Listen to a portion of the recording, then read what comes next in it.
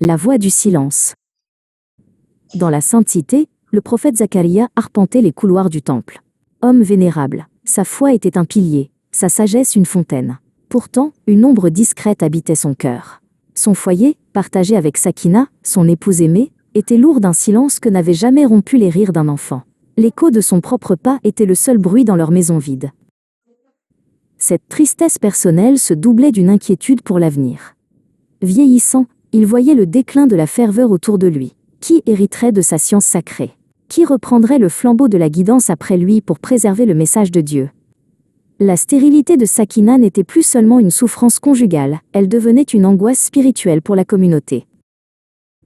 Un jour, l'espoir vint frapper à la porte, non pas pour lui, mais à travers sa nièce, la jeune Mariam, qu'il avait placée sous sa garde au sanctuaire. À chaque visite, Zacharia la trouvait avec une nourriture fraîche, hors saison, déposée auprès d'elle. « Ô Mariam, d'où te vient cette subsistance ?» lui demandait-il. Sa réponse, murmurée avec une certitude absolue, résonna dans le cœur du vieil homme. « Cela me vient d'Allah. Il attribue, sans compter, à qui il veut. » Ces mots firent vaciller les lois de la nature dans l'esprit de Zacharia. Si Dieu pouvait nourrir un corps dans un sanctuaire fermé, ne pouvait-il pas donner la vie à un corps flétri par l'âge?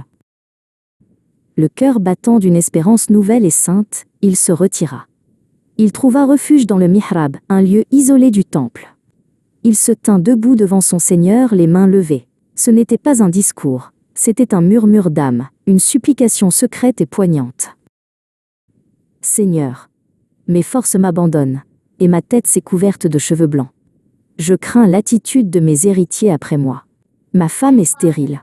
Accorde-moi donc, de ta part, un descendant qui hérite de moi et qui hérite de la famille de Jacob.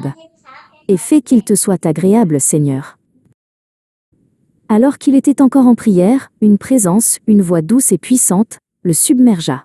L'ange Gabriel l'interpella. « Ô Zacharia, nous t'annonçons la bonne nouvelle d'un fils. Son nom sera Yahya, Jean. Nous n'avons donné ce nom à personne avant lui. » Submergé par l'émotion, Zacharia s'exclama, non par doute, mais par l'étonnement de l'esprit humain face à l'immensité du miracle.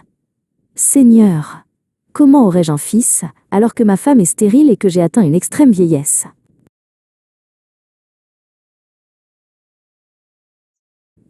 La réponse arriva, simple et souveraine. Ainsi en sera-t-il. Ton Seigneur a dit, « Cela m'est facile, tout comme je t'ai créé auparavant, alors que tu n'étais rien. » Pour sceller la promesse, Dieu lui donna un signe. « Tu ne parleras pas aux gens pendant 3 jours, sauf par geste. »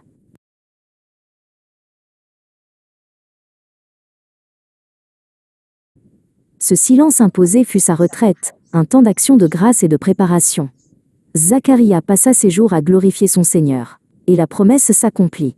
Malgré l'âge et la stérilité, Sakina conçut et donna naissance à Yahya, l'homme qui deviendra le prophète Jean-Baptiste, noble et pur, témoin de la puissance de Dieu, prouvant que, pour le Créateur, l'impossible n'existe pas.